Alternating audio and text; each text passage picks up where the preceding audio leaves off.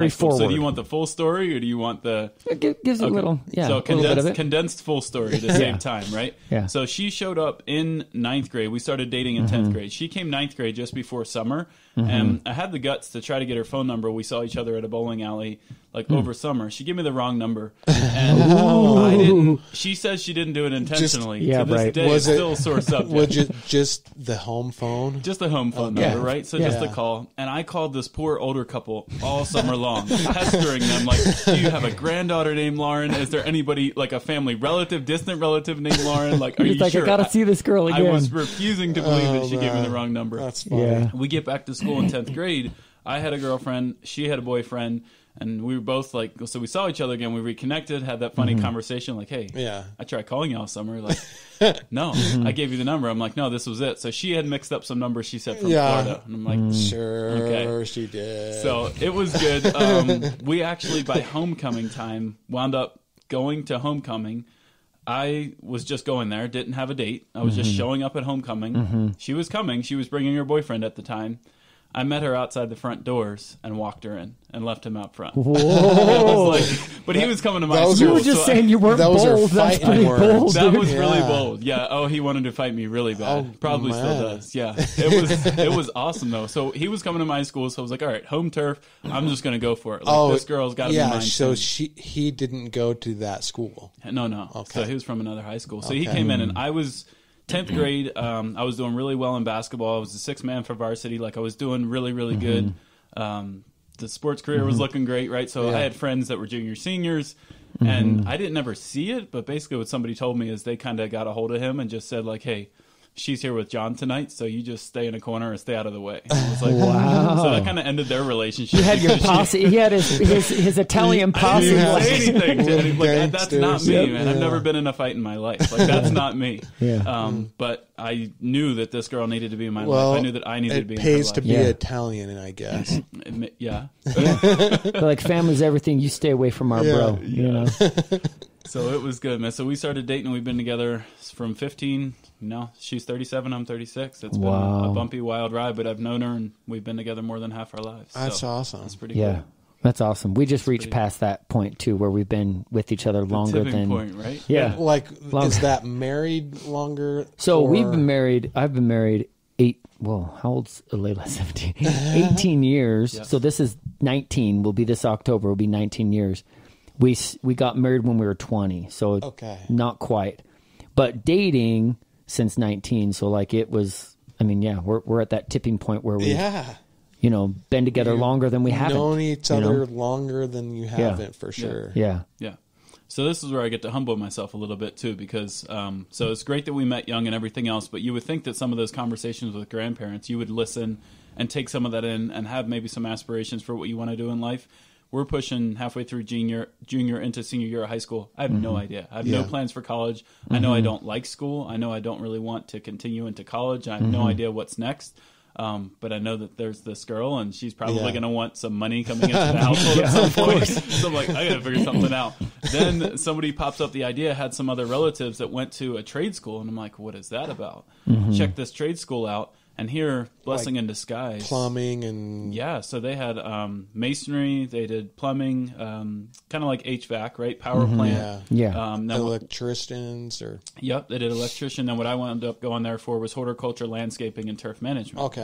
So I was like, I love being outside. That sounds awesome.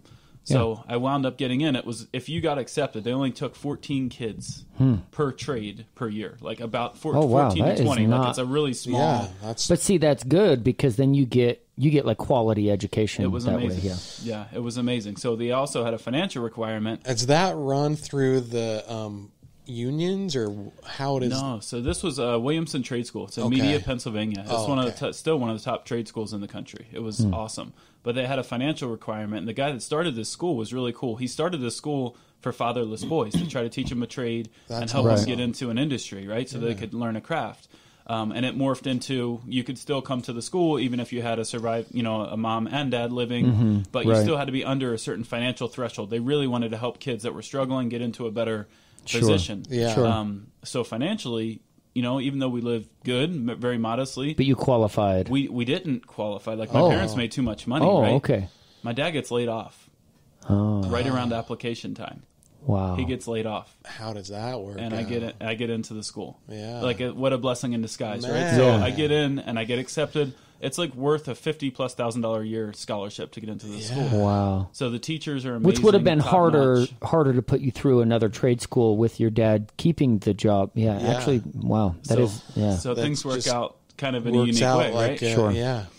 So yeah, we push through there. I get into school, all boys school, by the way, which is insane. So only get to see Lauren now on the weekends, which is probably good in a lot of ways. Focusing on your studies, I went from like a BC student in high school to 3.94 Dean's List straight A's in college. I'm Sweet. like, there's nothing else to do but play sports, hit the weight room, and study your stuff. Yeah. I'm like, And then you get to see your girl that's on the it. weekend. And then you see him on the weekends. Yeah. But this school, it was run like a military school. No drinking, no drugs, no. I'm like, Wow. that's easy. That's how I'm living anyway. Yeah. Piece of cake. And then you just had to kind of do your thing, keep your nose down, and work. So I went through there for a few years, and then Did you have to like pull guard or anything like that? Like, yeah, you did shifts. So Okay. they called them hours. You serve on the That's weekends. awesome. So because I was landscaping, there was Yeah. like I forget how many acres, but probably like well over 50-something acre campus. Wow. And landscaping crew took care of that. So Oh. some weekends we spent caring for the property and staying there That's and living awesome. there. Yeah. Yeah. Yeah, But it that's was cool. good. Learned some more good work ethic, connected with some really good people. And then Lauren and I wound up getting into a spot where we had Natalie. We got pregnant with Natalie. I'm 19 years old. She's 20. I have 3 months left of high school, or 3 months left of college. Yeah. So this is the decision that I had to make. I go to the dean and I sit down with him. The other thing about this school, no drinking, no drugs, all this stuff. You also can't be married, can't have a child. So integrity was really, really big in this school. And this is where I had a... Was that a hard conversation with the dean? Like, gosh, just like, it was super. It hey, was I harder got with my girlfriend parents. pregnant. Yeah. It was harder with my parents. Sure. But I did have to tell the dean because lying, they had like these major offenses that you could get like 32 hours where you could get in big, big trouble for, right? And some of them were, lying was one of them. So like integrity, they pushed it all the time. Sure. It was big at this school. So I sat down with the dean and I said, hey, here's what's going on. Like, I've got to withdraw my scholarship before you guys find out about something. Even though I've only got 3 months left, like I would have graduated before Natalie was even born. I would have been done because of the horticulture program. We did like a summer internship, and even though we didn't graduate till May, it really only put me having like September, October, November, Christmas break, and I was done. Natalie's born January 1st. Like she technically, like I could have made it, right? But I knew psychologically, like the choice that I was making. Yeah. So I talked to the dean. You would have been cheating the system. I would have. And there was guys that showed up with a child at graduation and did that, but that wasn't how I wanted to roll. Like I was 3 months away from an associate's degree and finishing this full ride scholarship, everything else out. So to have the conversation with him, I'm withdrawing my scholarship, and this is why. Like my teacher was like, I think we can make this work. And I'm like, that's not what I'm doing. I'm going to the dean right now. Like that's not. Wow. He was like, So well, okay. your teacher was trying to talk some... Just say, hey, listen, you could still like... That's what he was giving me the technicalities. Like, well, if she's due, like, about then, like, you're out. Like, with horticulture, we only had 3 months, and there was something called the Flower Show we put on in Philadelphia. It was like a big trade show for horticulturalists and stuff. We put that on, and that school was over. So technically, I was just chilling for a few months, or guys would start working early or whatever. So I could have been done. So that was kind of an interesting conversation. Then I had 2 more additional conversations that were difficult after that. I was trending in a really good path for being a golf course superintendent. And I had an internship at Marion Golf Course, which if you ever look that up, you'll see it's constantly in the top 10 in the whole country. Awesome. So I was set up to do an internship that summer. I had some people that connected me in with the right people, right, and had an in there, got selected, and was going to start working there all summer long. So it would have like stacked my resume in that world. Yeah. I would have been really well set. Had to call that guy. He hung up on me. I told him, like, hey, man, I'm not going to be able to, like, girlfriend's pregnant, going to turn her into my wife. We're getting married in 30 days. I'm getting a job. I've got to take care of my family. So I left an internship at that time, I think it was the 6th best golf course in the country So to work landscaping. let me summer. ask you really quick. If you would have been married, would that have made a difference? Couldn't be married at the school. Yeah, Oh, couldn't be okay. married. Couldn't have a child. It was run very, very strict. Dude, Yeah, that is, That's, a lot Is of it rules. is it a Catholic school or what are they? It what's wasn't. the- There was No. religion there, Yeah. Christian based, Yeah. but no. So no, man, It's strict. So that was a hard decision. And then the conversation with my parents to withdraw and tell them, because I had to make my own decision, right? You're a man now. Like, I'm about to have a family. I had to make a decision. I'm going to be a dad.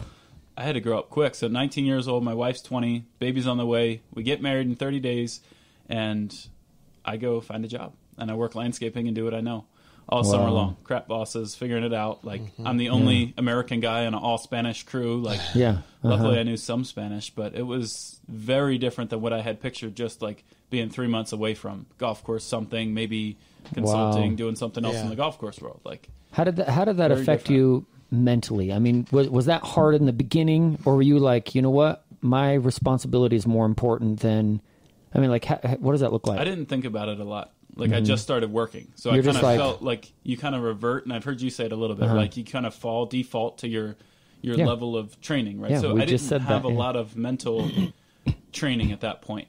I knew how to work, so I just defaulted to that. I was like, I put my head down, and I guess I just work. I'm going to work for the next 40, 50 years. So I might as well start now and start chipping away at it. So I just went to work. I really didn't think about it, but it made things a lot harder, like having that path. Like, I still wanted to finish school because it was a big deal that I was going to college, because I was the first Busch in my family to ever go to college. Wow. Okay. And then I was 3 months away from a degree and chose not to finish.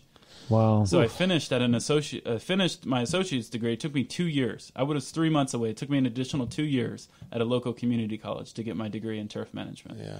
Wow. Which sucked, right? Like, you're this close and be like, oh, right? So but close. that's I feel like is the difference between like the world and your integrity for the rest of your life. I was like, for me, it wasn't a decision, but it still was a hard one. Yeah. Well, for sure.